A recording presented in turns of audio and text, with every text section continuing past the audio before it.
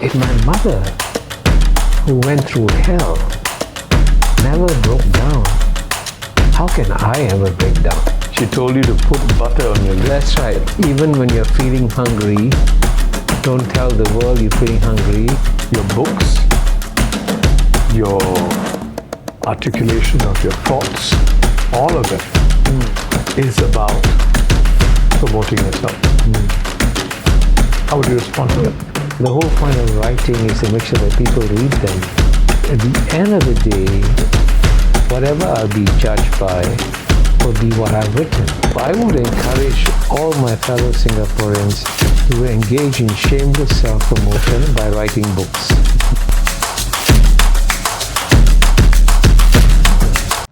Hi. Hey, hi. Kishore. Good to see you. Good to see you. Snazzy jacket. Here's going to be a drink for you and for me. There we go. Good. Thank My you. favorite drink. Thank you very much. Whiskey soda. Cheers to a great interview. Thank you. Kishore, my dear friend, welcome to this interview, to Inconvenient Questions.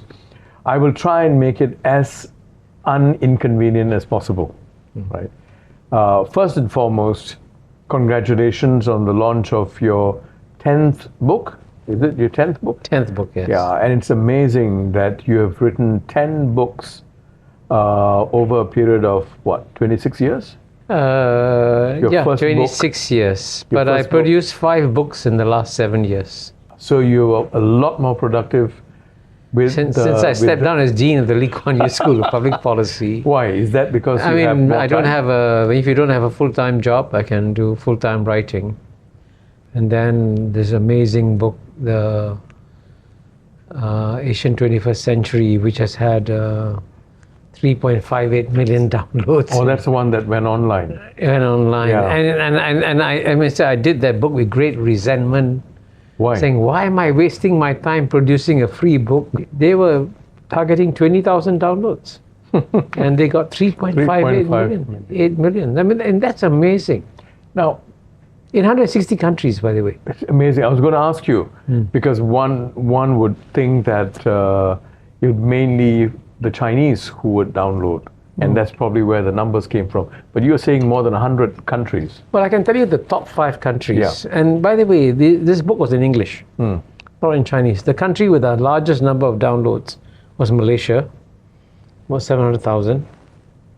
Singapore, with 600,000. 600,000. I had no idea that Singapore had 600,000 book readers. Amazing. Did you have a Number lot of 3, pictures of Number you? 3, no pictures at all. 0 pictures. All as is. None of my books have pictures. And then the third one was, I think, United States. Number 4 was Australia. Number 5 was China. So, Kishore, let me take you to the most recent book you launched, your memoir. It's titled Living the Asian Century, an Undiplomatic Memoir, right? Now, you were very blunt, actually, about yourself. I was quite surprised when I read that in your early transcript. You said, and I quote, "I must have come across as being very cocky and self-confident, and when you are cocky and self-confident, you invite detractors." You said that. You know, I must confess, the first time I met you professionally was when I was a producer in Current Affairs Division in SBC in 1984, and I did think you were cocky. And I did think you were cocky because you had a smirk, and you also did not look at me when you spoke to me. You know, there was an eye contact, you know. So, quick question, you project yourself as being very self-confident, but I read it as seriously insecure. Were you? Well, but in my book, I describe how insecure I was. You know, when you come from a very humble upbringings, and I try to describe, as you know, my humble upbringings. When I went to school at the age of 6, I was put on a special feeding program because I was technically undernourished. Now you can see I'm overnourished. And you on the milk program, right? And the principal called about 12 boys. I mean, there must have been maybe 100 boys who joined the school, primary one. And the only 12 were selected to go to the principal's office at recess time, and there was one pail of milk, one ladle. So all 12 boys drank from the same ladle, passing on our germs to each other, which is no good. wonder you're so strong. Because you develop your immune systems. Yeah. And, our house had no flush toilet. This is your house in Onan? Onan, 179 Onan Road, which is amazing. The house is still there. Yeah. It's quite shocking. It hasn't been torn down. And we were paying rent of $17.60 a month. But even that was a challenge. And when my dad lost his job and borrowed money, the debt collectors would come to our house. And sometimes when the Chinese gangsters came, my dad would look terrified and roll under the bed when they came, So we lived through a lot of stress. There was no flush toilet in the house. The guys coming in the morning to remove the cans. So it was a very different Singapore that I grew up in. So, and made you tough and tougher. Yeah, and I think more resilient? but in fact, one of the best blurbs I got from my book was one from one of the most famous men in the world. His name is Martin Wolf. He's a chief economics commentator for the Financial Times. And initially he was hesitant to give me a blurb, but after he finished reading the book, he gave me this incredibly enthusiastic blurb. And then he said, Kishore, who's the real hero in your memoirs? I said, who? He said, your mother.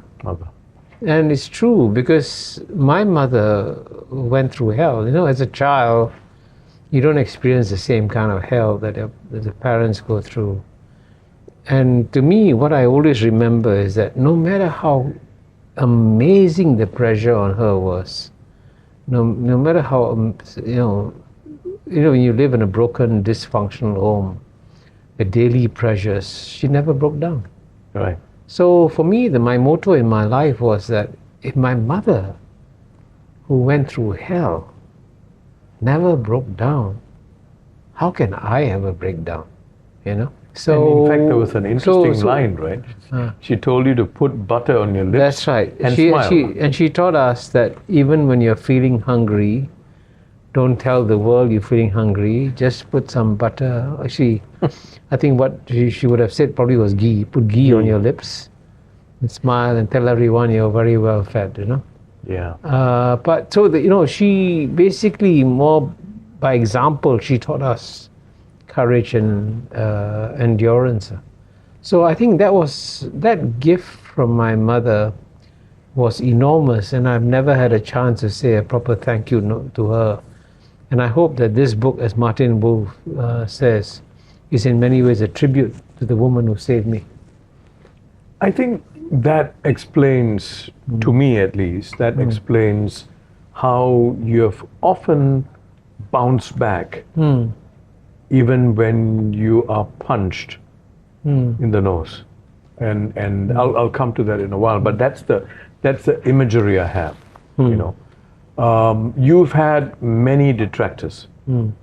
You've had clearly detractors. I want to submit an entry into the Guinness Book of World Records. Number of detractors. Number of detractors. I think I'm number one in the world. Maybe you're underestimating your lack of popularity. No, actually, I think the number of detractors you have is not as high as one would imagine. It's just that sometimes the detractors have louder voices. Right. Now, one of the detractors is Professor Donald Emerson, who was a long-time head of the Southeast Asia program in Stanford University. He's clearly not a big fan of yours. He's written quite extensively, very critical of you intellectually, for example. This is what he said about you. Mahbubani is entirely right to acknowledge the massive improvement in the material welfare of China's people that has taken place under its authoritarian regime since 1970s.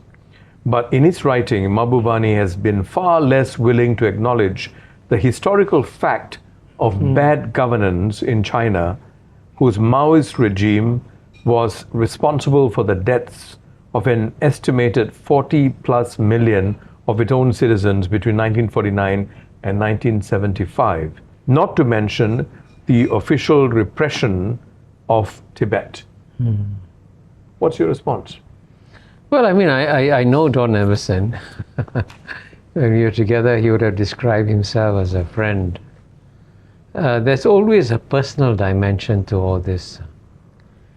And Don Emerson saw himself as a leading Southeast Asian scholar, and he did some good work on Indonesia.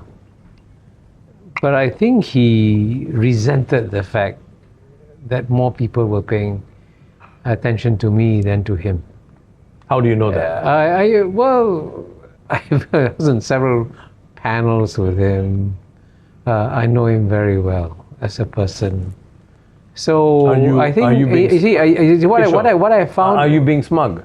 Huh? Are you being smug in saying that? Not being smug. I know him very well, and I feel sorry for him that he had to do that.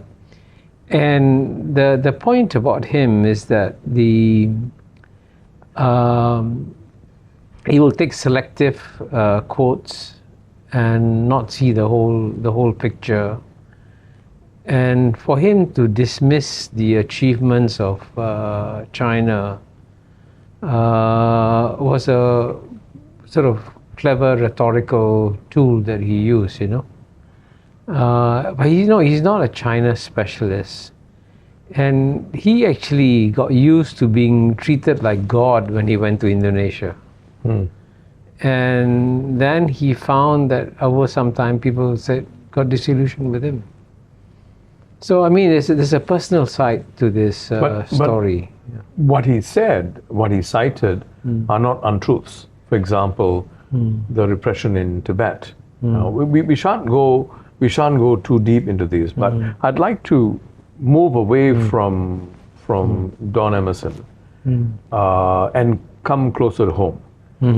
Let's talk about the aggressive stance adopted by China in the South China Sea, you know, in direct confrontation with the Philippines. Right? That has had an impact on us, on ASEAN. I've not seen you highlight that or comment on that. Did it not matter to you enough? Well, then I would encourage you to read the New Asian Hemisphere. Okay. You know, I produced 10 books, right, this year. And in the New Asian Hemisphere, there's a section on the South China Sea, and in which I say that the 9-dash line that China has drawn in the South China Sea has no basis in international law at all.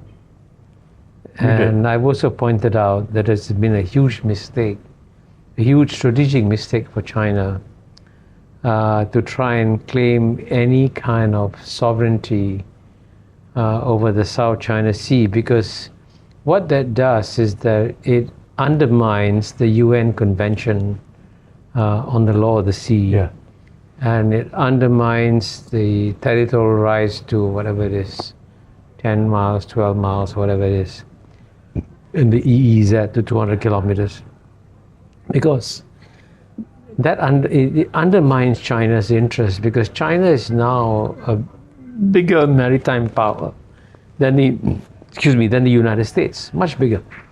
There are more Chinese goods traveling on the seas than American goods. American hardly exports any manufactured products. China exports amazing amount of manufactured products. So China needs open access to the seas. So China needs a global regime whereby countries will not claim large bodies of water around them. But you did say categorically that what China did in the South China Sea was not legal. Did you say that? I said the 9-dash line has no basis in international law. Okay. By the way, in common English, it means it's not legal. Absolutely. Now, so that would get us to segue to a very important incident that happened in 2017. And the reason why I'm bringing this up is it goes back to prove the point that you are a comeback kid. You know. Now, I know that this is going to be unpleasant to you, but I'm going to raise it anyway. Right. Now, in 2017, you wrote a piece in the Straits Times, and it's titled "Big Lessons for a Small Country." And I'd like to read excerpts of it. You said, Qatar ignored an eternal rule of geopolitics. Small states must behave like small states. What's the first thing we should do? Exercise discretion.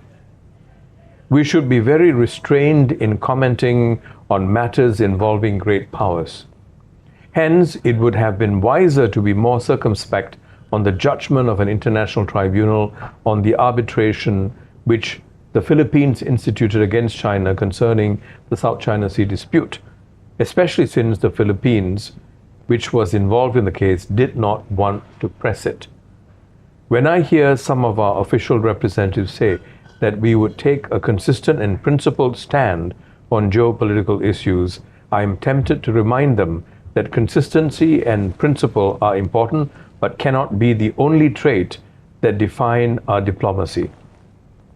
And there is a season for everything. The best time to speak up for our principles is not necessarily in the heat of a row between bigger powers. When I was ambassador to the United Nations in 2003, Singapore supported the American invasion of Iraq, even though it was not endorsed by the UN Security Council. As Mr. Kofi Annan said, who was then the Secretary General of the UN, this made it an illegal war. However, we prudently followed our geopolitical interests, not our principles in Iraq war. This is the gist of what you said, right? Now, as you would remember, it received a very rigorous rebuttal from one of your colleagues in MFA, former colleagues, Bilahari Kausikan. And I'd like to read excerpts of his rebuttal. I have no quarrel with what Kishore has to say about regionalism and the UN. But his first lesson, that small states must always behave like small states, is muddled, mendacious, and indeed dangerous. Kishore once never tired of saying that we must punch above our weight. He obviously has changed his mind. Kishore says Mr. Lee Kuan Yew never behaved as the leader of a small country and earned the right to state his views because he was respected by the major powers. True, but how did he earn that right? Mr. Lee and his comrades did not earn respect by being meekly compliant to the major powers. They were not reckless, but they did not hesitate to stand up for their ideals and principles when they had to. They did not earn the respect of the major powers, and Singapore did not survive and prosper by being anybody's tame poodle. In 2010, then PRC, China's Foreign Minister Yang Jiechi, at an ASEAN meeting was reported to have publicly and pointedly reminded ASEAN that China was a big country, staring at then Foreign Minister George Yeo. Mr. Yeo reportedly stared back. I am profoundly disappointed that Kishore should advocate subordination as a norm of Singapore foreign policy. It made me ashamed. I know you chose at that point in time, in 27, not to respond because it would have escalated the matter and turned ugly or uglier. But this is an opportunity for you to respond to it. Perhaps not to Bilahari per se, but respond to the situation and perhaps shed some light on your motivation for writing that article. Well, why don't I tie it to the writing of the book? Because since you mentioned Mr. Lee Kuan Yew, one of the reasons why I wrote this book is that many Singaporeans, especially the young Singaporeans, don't understand how incredibly brilliant, shrewd and wily the three founding fathers of Singapore were, especially Lee Kuan Yew, Goh Keng Swee and Rajaratnam. And what I try to do in my memoirs is to tell stories that describe how brilliant they were. In fact, I often claim that one reason why Singapore has been an exceptionally successful state is that our founding fathers may have been as brilliant, if not more brilliant, than the founding fathers of the United States of America. And one of the great privileges of my life is that I got to spend a lot of time with them. You mentioned the Iraq War. I can tell you, when I happened to come back to Singapore for some reason, when I was ambassador to UN in New York. I was in New York from 1998 to 2004 in the build-up to the Iraq War.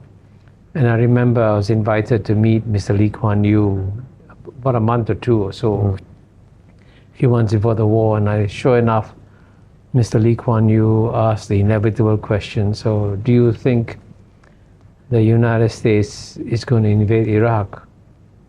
And I said, I'm really sorry to inform you that they are going to invade Iraq. And I can tell you he gave a very deep sigh, very deep sigh. Sort of, he knew so well that this would be a disaster, but he could do nothing to stop it. So, you know, the Lee Kuan Yew's capacity to understand geopolitical issues is just amazing.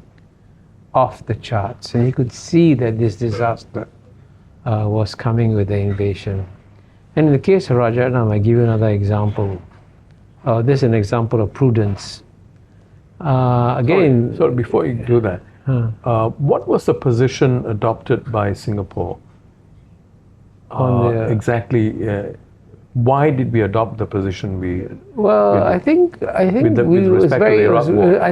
was very clear that our leaders calculated that our good relations with the United States were the most important thing.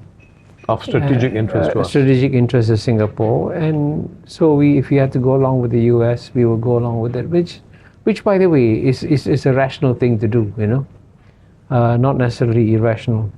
But I was going to give you an example of prudence. This also happened when I was ambassador to the UN. And this happened my first tour of duty, I think 84 to 89. And at that time, as you know, the Prime Minister of Malaysia was Mahathir.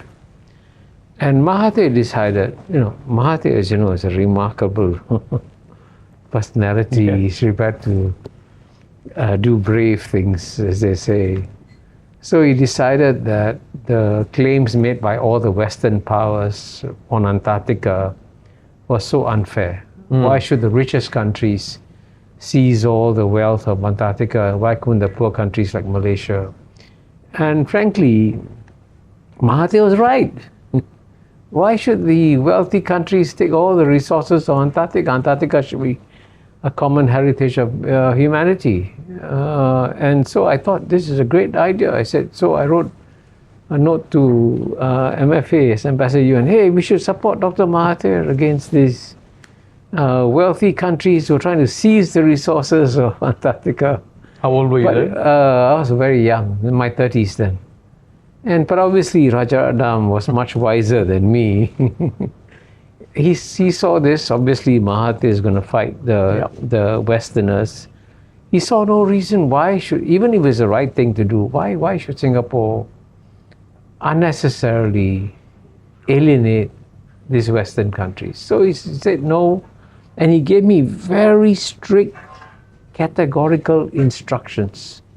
Amazingly, because Rajaratnam was a very nice, flexible guy, but when it came to this issue, he was very, very clear. Non-negotiable. He basically said, Kishore, you should not open your mouth on Antarctica, basically. So I kept my mouth shut. You know, even though I thought what Mahathir was doing the right thing. So, you know, that's prudence, you know. So this is where I think our leaders, Lee Kuan Yew, Goh Keng Swee and Rajaratnam, were amazing geopolitical masters. And frankly, I believe that I could not have written 10 books if I hadn't sat at the feet of these three masters and learned from them. It's an art, it's not a science, it's an art, okay? This is not like Newton's law or whatever it is. This is an art. An art for understanding how geopolitics works, how complex it is. The interplay of history, economics, leaders, all coming together, and then you get to see the whole big picture. It's not a clear-cut binary issue. Yeah, and it's very, very, very complex. And basically, I learned from Lee Kuan Yew, Goh Keng Swee, and Rajaram the art of mastering complexity, and try to explain the complexity in ways that could reach out to everybody. So, my book was in one way, in a personal level, a tribute to my mother, because I really think without her I wouldn't have succeeded. But at the same time, my book I also hope is a tribute to Lee Kuan Yew, Goh Keng Swee, and Rajaratnam, because looking back now, I'm amazed at how much I learned from them. Was that the point broadly that you were trying to make in your 2017 article? Well, I think it's very clear. I think looking back now, especially when listening to the way you read it, I've forgotten. I think if I had been smarter, I would have phrased everything a bit more diplomatically. So I failed in diplomacy. How would you have phrased it differently? Just out of curiosity. Actually one thing I didn't do, which some of my friends told me. I know I have many good friends, and some of them said to me, Kishore, you should have sent me the article for vetting, and I would have helped you, put it in and that was a mistake I made. I wrote it unfortunately, I wrote that article in a hurry and sent it off in a hurry. And looking back now, I realize it's prudent when you write an article out, always let it sit for a while and then come back to it. That's what I should have done. It was gracious of you.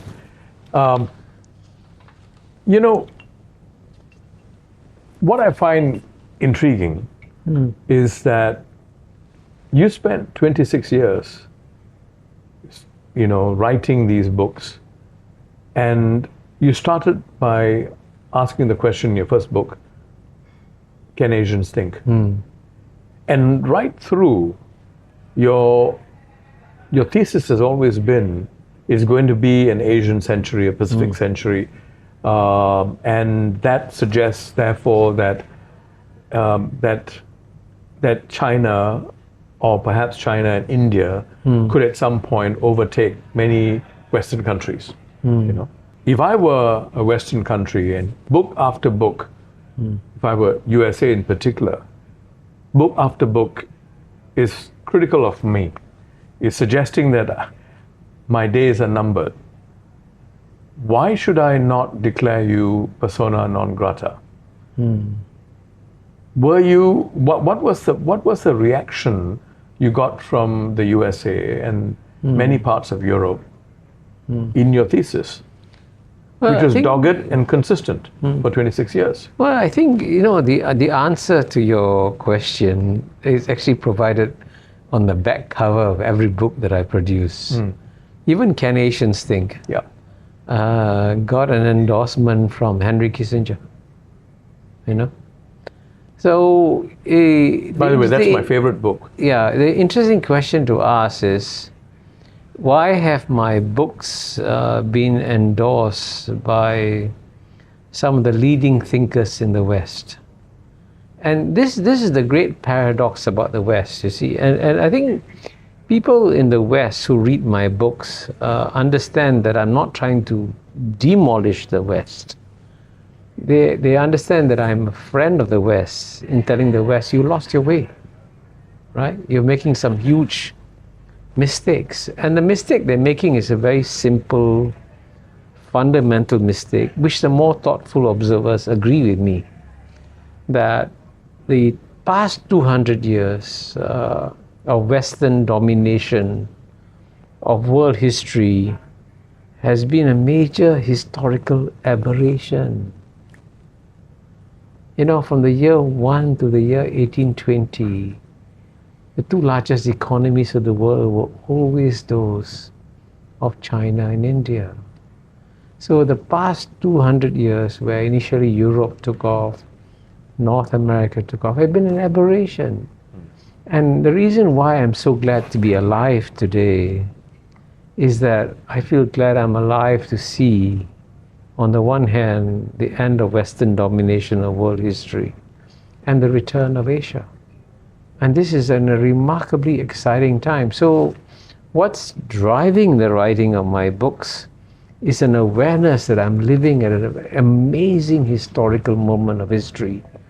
And at the same time, my friends in the West who are trying to understand Asia believe that the one person who can explain the rise of Asia to them is me. And if you look at the blurb that Larry Summers gave me for the New Asian Hemisphere, he said, Larry Summers, who was the former U.S. Treasury Secretary, former President of Harvard, former Chief Economist, World Bank, said in the blurb that, 300 years from now, the big story that the world will be talking about will be about how Asia returned at this time. And if there's one person who can explain it to us, it's Kishore Mahbubani. But Kishore, how would you respond to your detractors or your critics that you've lost your objectivity in the process? Perhaps you've become too close and perhaps even fallen in love with your thesis, that you are not able to, even with the best effort, to see objectively that China also has with its strength, it has its flaws. Have you lost that neutrality somewhat, you think? I mean, it's a fair question. What's your response? Can you name me one nation without flaws? No. I mean, every nation has got its flaws. But some nations have more than their fair share. The more thoughtful, why would very thoughtful people endorse a book like Has China Won, right? And by the way, one of probably the greatest strategic thinker that America has produced in the last 50, 60 years was Henry Kissinger, right? And in my book, Has China Won, I make it very clear that the whole book rests on a central premise given, an insight given to me by Henry Kissinger, which is that in this contest that's developing between US and China, the United States doesn't have a comprehensive long-term strategy for managing the US-China contest, but China does have a comprehensive long-term strategy. And people who think that this is, I say that is from Kissinger, and all you have to do is read Kissinger's book on China, and in the first chapter, he explains at greater length what I say in my book, Has China Won? I mean, so you wouldn't characterize Henry Kissinger as pro-China for saying that. Actually, both Henry Kissinger and I are telling our American friends, hey, wake up, you don't have a strategy. The other side has a strategy. And the biggest mistake that United States is making is not overestimating China, they're underestimating China and what China is doing. Now, obviously, if I am pro-China, if I think China is going to win, I should keep quiet. But I'm telling my American friends, wake up. The challenge you're taking on is much bigger than you think to be. This is not a contest between the United States and the Communist Party of China. This is a contest between the United States and a 4,000-year-old civilization that has been here much longer. And by the way, I can tell you this, when I was invited by the Harvard Kennedy School to deliver the annual lecture, by the way, the first two people to give an annual lecture was President George H.W. Bush and Mr. Gorbachev. So I was in that group who delivered that lecture. And when I gave the lecture on the subject, what happens when China becomes number one, that lecture at Harvard University has now had 4 million views on YouTube. 4 million. So why, and many of this from the West, by the way, why would the West listen to me if I was just a propagandist for China? The West listens to me because I try to explain the real China to them. And of course, the real China goes against the traditional Anglo-Saxon narrative. And the Anglo-Saxon narrative, sadly, and by the way, the more thoughtful people in the Anglo-Saxon world agree with me, has become propagandistic.